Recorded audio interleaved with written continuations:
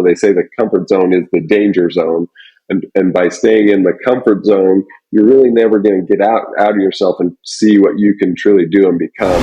Hello, and welcome back to another episode of the 7-Figure Journey podcast, where we will be discussing the struggles and lessons learned along the journey of a 7-figure entrepreneur.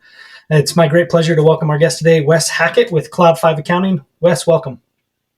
Thank you. I'm excited to join you today, and hopefully I can share something that might help somebody, but we'll see. But yeah, thank you. Awesome. No, we're excited to learn a little bit more about you and about your company. So without further ado, let's just go ahead and jump right in. Wes, as a small business owner, as an entrepreneur, please share with us your story. Where did you start from? Where have you gotten to? And maybe share a few key lessons learned along the way. Okay. Yeah. So, I grew up small town, Eastern Utah, and a large family, and not a lot of extra money to do things, and so we had a lot of mouths to feed. But growing up as a kid, I saw my dad working multiple jobs to be able to afford a living for our family. Again, it was a meager living, but not a lot for extra things, and so. As I graduated and moved on, I knew I needed to figure out a way to make more money and provide maybe a better living for ourselves as I got married and had kids. So I went to college, and I was trying to find a job that would, a career path, a degree that would give me, job stability, and there were a lot of jobs, and so people I talked to said, "Hey, go into accounting. There's always jobs in that field," because I didn't really know what I wanted to do. I changed my idea of what I wanted to do many times over, but as I got going through school, I had to choose, so I did choose to go through accounting, mainly just because I heard that there were jobs in that field.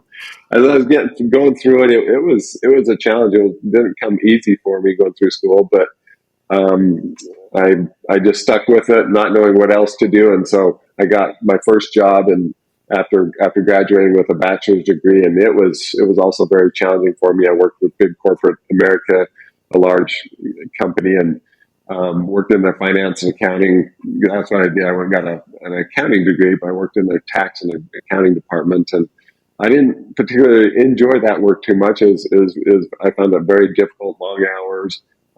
Got a couple of years in there, moved on to another company, worked with 2 or 3 different companies for over the span of about 10 years.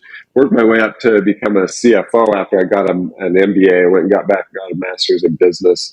But I became CFO of a large company.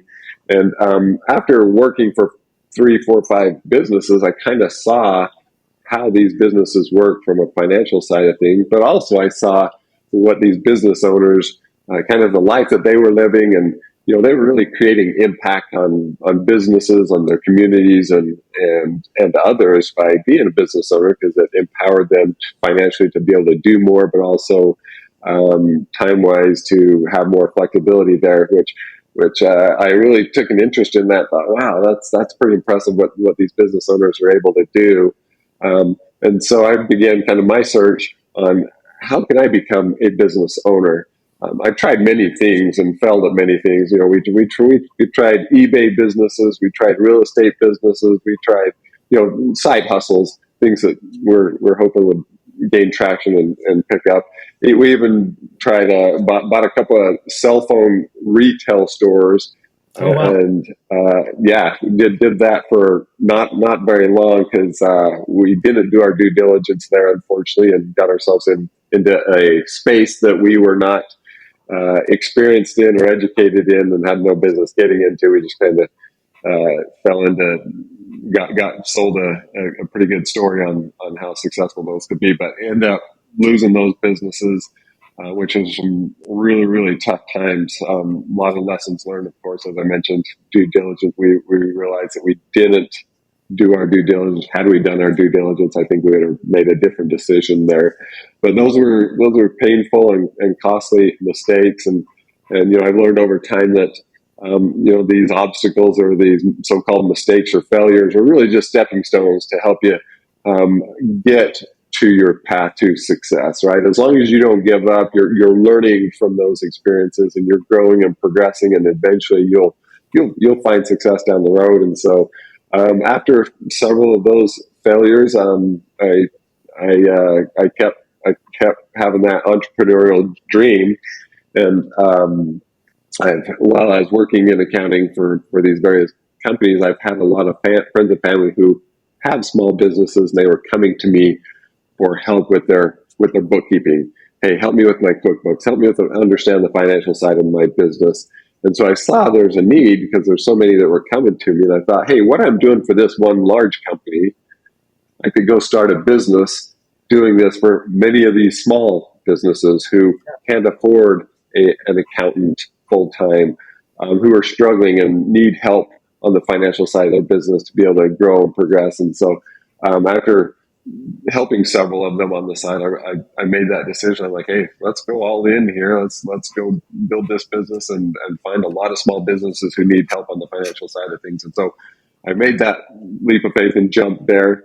And sure enough, I realized pretty much most small business, at least I came in contact with, the financial side of their business was messy. You know, a brother, sister, mother, neighbor was doing their books, and they didn't know what they were doing, or even the business owner was doing it, and it just gets neglected, and then all kinds of issues happen, and IRS notices and state notices come in, and just a lot of problems there. And so that was what we were set out to do, is bridge that gap of they can't afford somebody full time. We'll take that on, but let's give them financial clarity. Let's give them peace of mind. Let's keep them buttoned up, empower them so that they can go and make better business decisions and not have to stress and worry about it. And as we did that, we helped one, we helped another. They started telling their friends.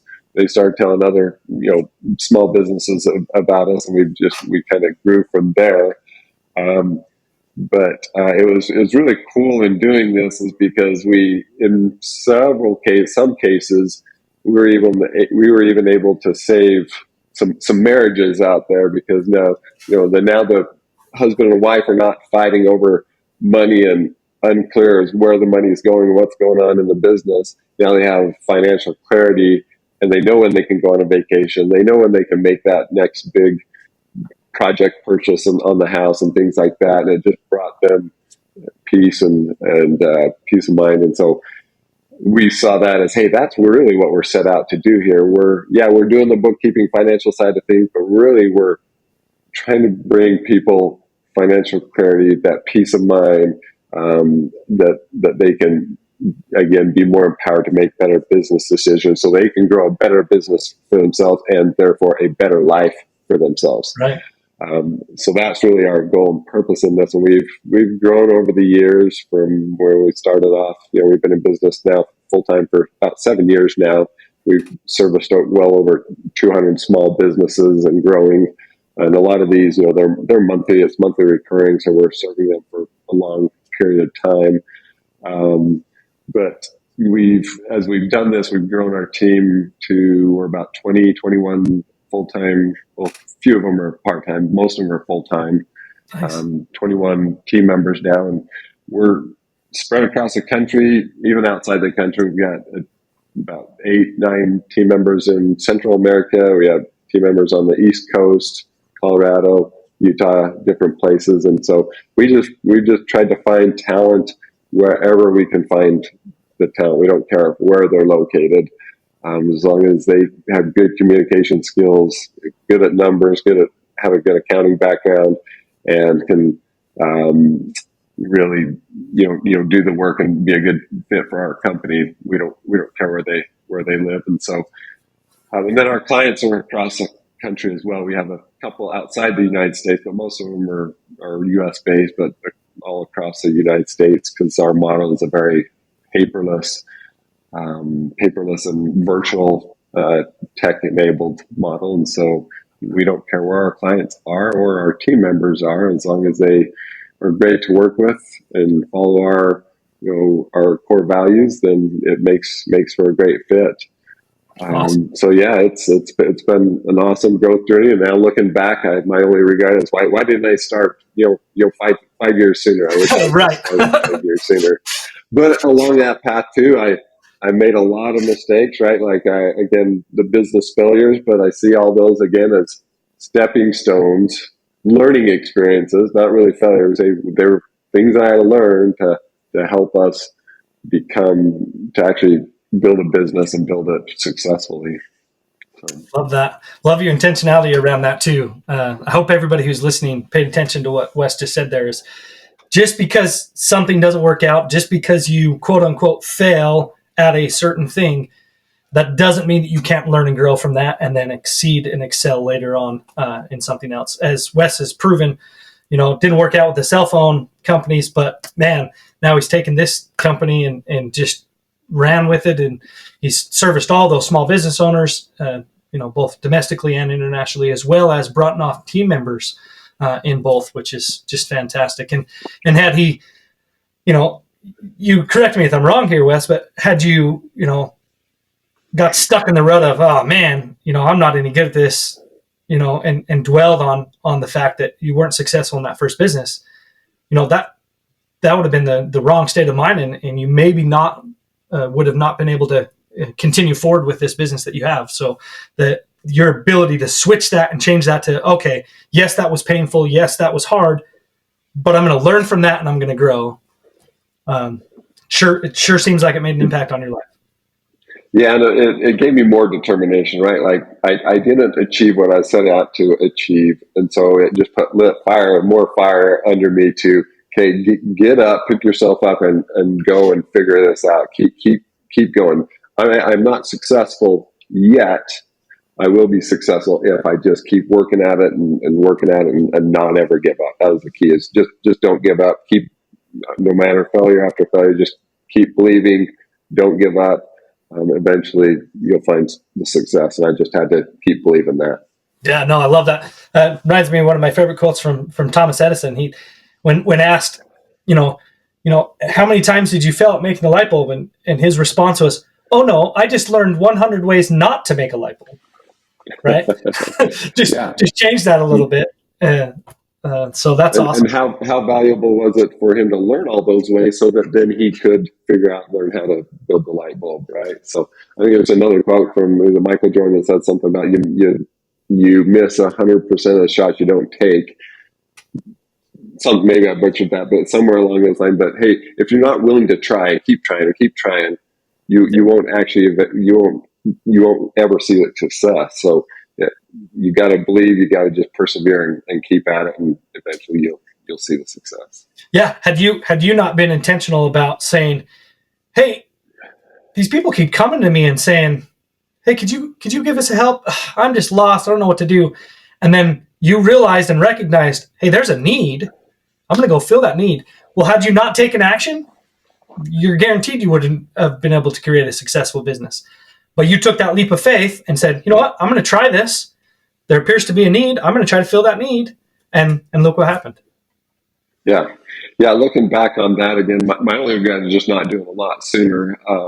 Right. Sometimes we, when we're faced with adversity or a challenge, we naturally get a little bit scared where we want to hold back and not do the hard thing in that situation. We want to stay safe, stay in our comfort zone. They say the comfort zone is the danger zone.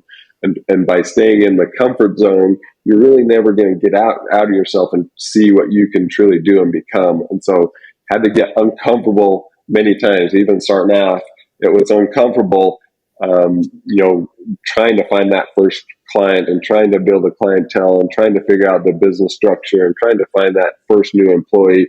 All those are very uncomfortable things, but as you put yourself in those uncomfortable situations, your capacity grows and increases so you can take on more and more uncomfortable, and you get used to it and you get better at those things, and they just make you better, stronger, and it's the path. There's really no other path. Yeah, no, love that. I hope everybody who's listening in heard that, and let's do what Wes asked. Let's get uncomfortable. That's when we're going to have the opportunities to see some success. Guaranteed, you're not going to have success in something you don't actually put action into. It's until you take that action and feel uncomfortable, that's when you're going to start to see the results. Love that. Yeah, nothing good in life comes easy, right? Right. If you look at anything you've had in your life, none of it comes easy. So it's really you're faced with two hards. You can do the hard thing that's going to bring you what you want, or not doing it. You're going to stay in the same place and probably be frustrated or not progress, and that's hard as well. So it's kind of Yeah, like absolutely. might as well take the action that's hard, because the other way is hard too. But this way, this hard is going to bring you better results. Yeah, yeah, and it's like, hey, I put I put forth that effort. I have a chance that it's going to be successful. I don't put forth that effort. I took away that chance of it being successful. Yeah, you won't ever know, so you might as well try and Yeah, just go all in. You know. yeah, and then have that So mindset that you developed early on of, and if I'm not successful, just think all the stuff I'm going to learn so that I can be better prepared the next time I try, or the next yeah, time I try the you next thing, or whatever. and you mentioned mindset, which I think is so important. That belief system, because a lot of times we just filled with doubt, self-limiting beliefs. But if you get your mind right first and you start developing those beliefs will help you lead to action. So building that belief system and that mindset of, yes, I can do this. It's going to be hard. Um, Other people have done it. I can do it too. Just believing in yourself. We as parents, we find ourselves doing the same thing for our Yep. kids. We're trying to build their self-esteem and their self-belief. They don't believe they can. We believe they can. But we need to have that same belief in ourselves. We need to believe ourselves and just change that mindset to be one of more of a progressive, a not scarcity, but abundant mindset, and a mindset that I can achieve whatever I set my mind out to. Yeah. Oh, Because if you don't believe it, it won't happen. What's that quote that says, whether you believe you can or you can't, you're right. So yeah. unfortunately, a lot of times we fall in the trap of just believing we can't, and then we don't do, and therefore we are right because we believe we can't. Yeah. Oh, love that. I hope everybody paid attention to that. Thank you, Wes. That's Yeah, fantastic. Well, Wes, thank you. It's been a pleasure getting to know a little bit about your journey. What an awesome journey that you've had, and congratulations on where you're at with your company today, and just hope that you continue to see that success and continue to grow and develop. Well, we're going to switch yeah. gears just a little bit now. Wes, Okay. as you continue to become the leader that you want to be, and build and develop your team, what's something that you're dealing with real time that we can have a conversation about right now? Yeah, so as we built our team, one of the struggles that we had, or that I had, is I kind of was wearing a lot of hats. I was wearing a lot of hats. And I thought I fell in the trap of thinking I needed to do most everything, most all of it. It was me that needed to do it. But as I was going down that path, and in that situation, I realized I didn't. I kind of built a job for myself and not really a business, because it required me and a lot of my time and energies, and I'm doing everything. And so I looked at it like, I actually I left a corporate job and just came over here and built a job for myself here, because now I'm just busy doing all this stuff. So I, joined some program, one of them being Elite, that showed me that, hey, you have to hire and then relinquish that control and develop the team members so that it frees up your time so that you can go and live the life that you really want, go and do the things that you really want to do and not be in the weeds. The book, I also read the book, The E-Myth by Michael Gerber, that says, get out of the weeds and work on the business, not in the business. Well, I fell in the trap of working in the business. And I think most business owners can relate to that. But once I realized that, I'm like, yeah, I've got to change. I've got to hire the right people who can run the business. I've got to trust them, train them, trust them, relinquish control. And then also, I have to be fine with everything not being perfect and everything not being 100% great. I got to be fine with it being 80% or 90% good, because if not, I'll find myself jumping back in and trying to do it all. And so one of the best things I ever did is, once we had a team of 10 plus, I hired my first manager, trained that person, and just again, that relinquishing control, gave them the control, but continued to train them, and they took over. And I was pleasantly surprised to realize they actually did a far better job than I was doing. They were better than me. So we built that team, added more employees, and we hired another manager. Same thing. Hired a really good manager who was way better than I was at managing the team, doing the weekly one-to-ones and training and just being there for them. So I realized what I thought only I could do. I realized there's people that way better than I am at it, and that made all the difference in my business as we continue to grow and scale. That's the key thing for me: is hire the right people, put them on the right seats on the bus, and that by doing that, it just makes all the difference. And then those managers, I'm doing very little in the business anymore. Maybe 5 to 10% of my time is in the business, and 90% now is on the business or doing things I actually like and enjoy doing, and it's given me a lot of freedom. So again, I just wish I would have learned that a few years sooner, but I'm glad I learned it and just trusted that system and process. So No, love that. Yeah, because as small business owners, 90% of the time, you are really passionate about what it is that you do, and you're usually the expert in your field. And so you build this organization, you build this business, and you get to the point where you can't grow anymore because now you're the bottleneck, right? You're constantly doing the work, but then now you realize, well, wait, we can't grow anymore because I only have so much bandwidth. And so now the company's being halted with its growth because I'm the bottleneck. And as a business owner, it's really hard to start, like you said, relinquish some of that control. Not because you're saying, hey, it's mine, I got to hold on to it, but more of this is my baby. I created this.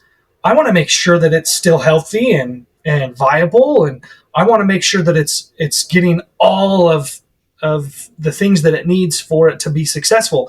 And so without even meaning to, we kind of hold on to everything and we hold on to it tight. So I love your intentionality of saying, no, in order for us to continue to grow, I've got to get out of the way. But you also mentioned something else that I think a lot of people forget. We don't make a business so that we can work for the business.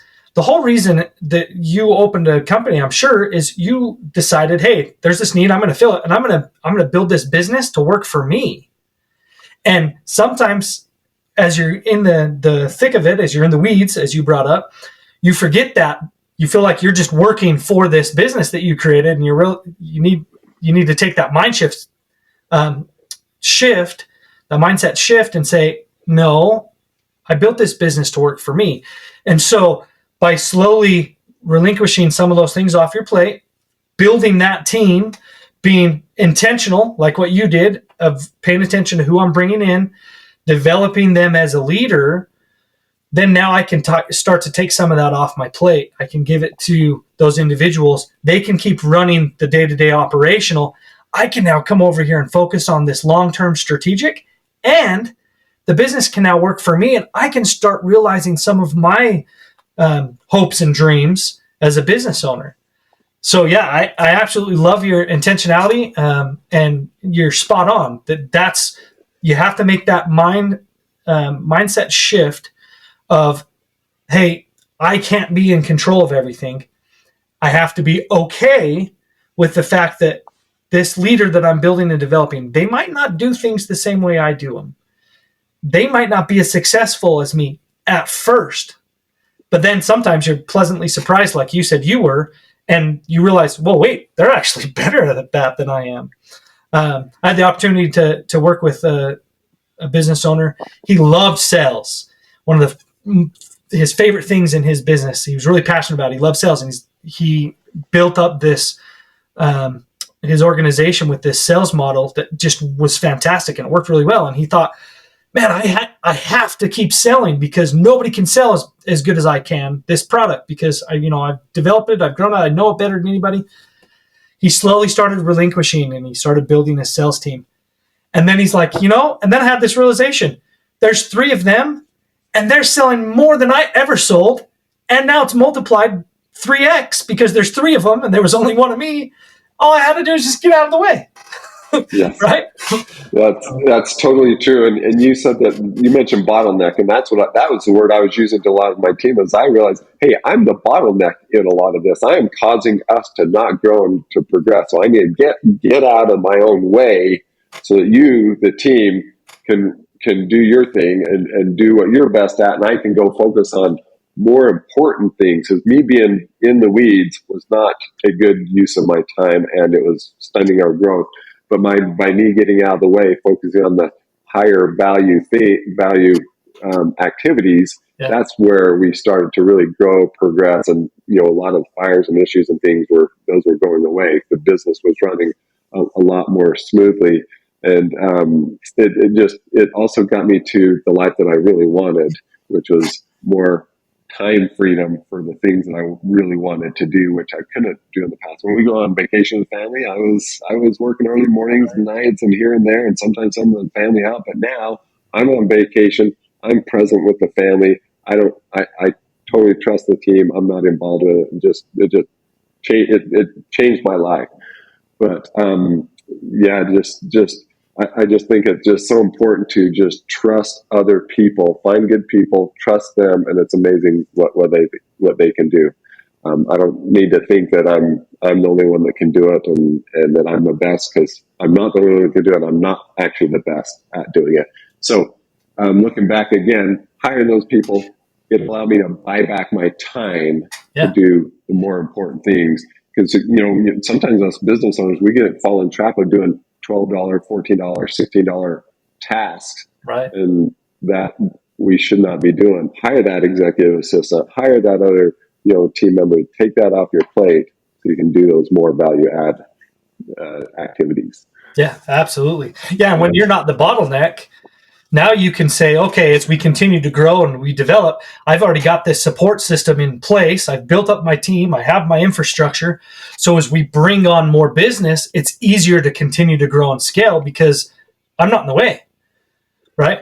I can now just allow those teams that I built and those leaders that I built to bring on a few more team members, and then they can help me in the process of bringing up the next leader. So then now we can bring on 5, 6 more employees to increase capacity, and it's already, this framework's already done, and now all you have to do is focus on, okay, now I can just keep on feeding this machine that we've built, and then intentionally thinking, okay, now my job as the leader is to ensure that we're constantly going after something. So it's setting up our mission in our vision, right? So here at Elite, we believe in vision as purpose, values, mission, and mission goals.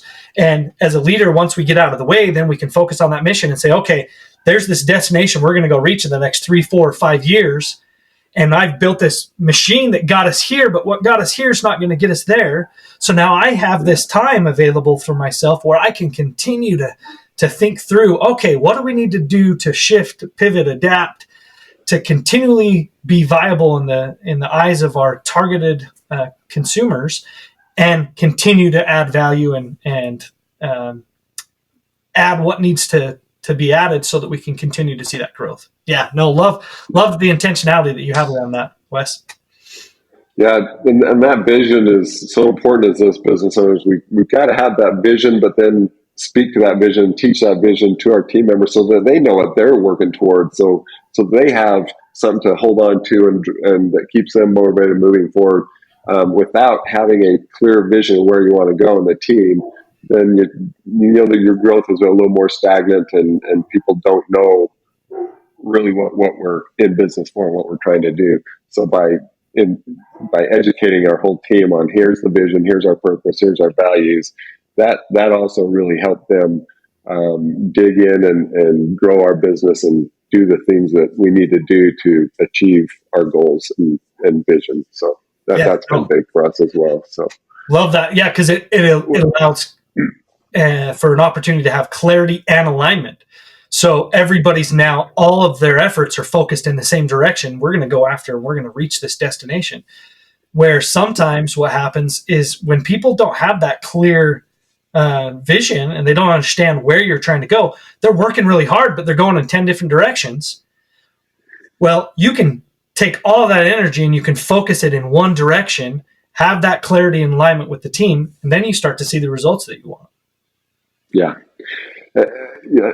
That vision, that clarity is super important. And then also those core values and the purpose of what we're truly trying to do has been a game changer for our team as well, because our team, so we're bookkeepers, right? Bookkeepers and accountants. And a lot of our team members were viewing themselves as just a bookkeeper, but we helped them realize, hey, you're not just a bookkeeper. You are helping business owners build a better business and a better future for themselves. You're bringing peace of mind. You're bringing more happiness and empowerment to these business owners. You are creating wonders in their lives and you're truly impacting and changing their lives. So when we go from viewing ourselves as just a bookkeeper to true game changers, having impact on our clients, they then saw that vision as well and realized, wow, okay, what we are doing is very valuable, very important to them, and changing people's lives and having impact on them and our communities. And it inspired them as well to go and perform at their best versus, again, just seeing themselves as, I'm just a bookkeeper, which is far from what they really are. So Yeah, it just inspires the team, and we all get inspired together and grow together and have more fulfillment in what we're doing. And it's been a game changer for us for sure. absolutely. No, that's fantastic. And I love the intentionality around that. Hey, by understanding what our purpose is, why do we do what we do? Um, you develop that ability for people to say, oh, wow, I'm actually doing something that matters here. This is awesome. And I'm sure that because of that, one of the side effects is that you gain this loyalty with your employees of, hey, I'm going to get up and I'm going to go to work every day because it's more now, it means more now to me than just a paycheck. I'm coming in and I'm actually doing something. I'm changing somebody's life. I'm helping somebody progress.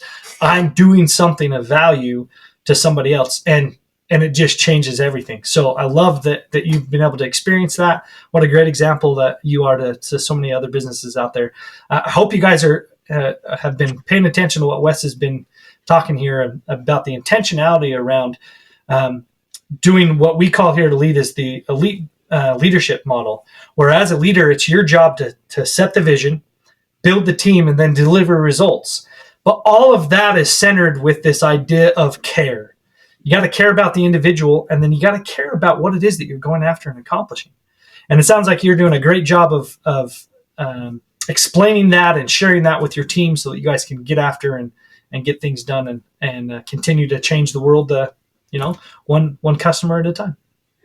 Yeah, and one of our core values is that we care, not just we care about our clients, but that we care about our team members alike. And if we didn't have this vision and this purpose and these core values, one of them being that we care, I think our team members, and early on it was this way, is they were just here to have a job and not be a part of something bigger, because we didn't have that vision for everybody. They were just here to have a job, and they would jump to the next company. They would move whenever there was an opportunity to earn a little more, Right.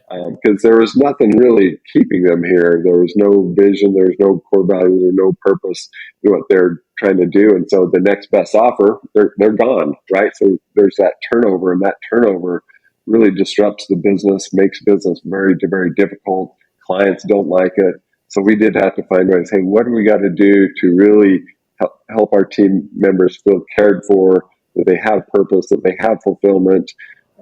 What are their 5-year goals? Really understanding them so that they are locked in, more loyal, because if they're loyal, that creates a better client experience for all of our clients, rather than that high turnover. Clients get a little scared Yeah. when they're being referred to a new bookkeeper every few months. But when they're there for the long haul, it just makes for a healthier, happier experience in business for us, our team members, and our clients. And so, yeah, just showing that you care, and then really understanding what is important to them, and making sure they have what's important to them, and that they stay loyal to you, and it makes a huge difference. Yeah, fantastic. I hope everybody just listened to that because it really is. That's the recipe for success in business. Well, Wes, this has Can been. I, Oh, go ahead. John, can I share one more Yeah, thing please. back to hiring? Just back to hiring that came to my mind. So I don't know if other business owners have these thoughts that come into their mind that I did when I was looking to hire, say, a manager status person to take the load off of me. I was fearful of that. We shouldn't ever be fearful, right? Right. We need to move forward with faith and not with fear over faith all the time. But I was thinking, well, if I hire a manager, that's going to come with kind of a higher salary. We're just throwing a number out. Say I've got to hire somebody at 80, 90,000 a year to do that. That's a pretty decent size. That's a big salary, um, and a big cost to the business. But when you actually break it down and don't look at it as that 80 to 90 thousand dollar salary, $100,000 salary, whatever it is, and you look at it as, hey, it's 5, 6 thousand a month, and you think of it like, hey, let's give this a try for 3, 4 months. It's only 5, 6, 7 thousand dollars a month, and break it down in those smaller things, and then you move yourself because you get that time back, and the value that you can create by removing yourself is far greater than that 5, 6, 7 thousand a month. But sometimes I think we might get stuck in our head that it's a 80, 90 thousand dollar hit. That's over a 12-month period. That's not now. So you got a lot of time to make up, to grow, to build the business, to cover that, because you're going to get your time back. And if you're a rainmaker, you're going to be able to 2, 3, 4, 5, 10x that by getting your time back. And then that kind of large salary for that manager doesn't look so large anymore. And again, a mindset change that I had to have that helped me, pull those difficult triggers a lot easier, a lot sooner. Yeah. No, that's awesome. Great advice. I hope everybody was paying attention. Well, Wes, this has just been an absolute pleasure getting to know you and your business a little bit more. Great insights. Thank you so much for your willingness to share and to provide some value to those who are listening in. For those of you who are listening in, if you want to get a hold of Wes and Cloud 5 Accounting, Wes, what's the best way for them to reach out to you? Yeah, the best way is probably just on LinkedIn. You'll find me there, Wes Hackett, or Instagram DM. I'm at Wes Hackett on Instagram. So either one of those, or website as well, Cloud 5 Accounting. So, awesome. yeah. Great. Well, as always, I hope those of you who are listening in, if you heard something that you're like, yes, that's what I need, that's what I'm missing, please do as Wes suggested here. Take action.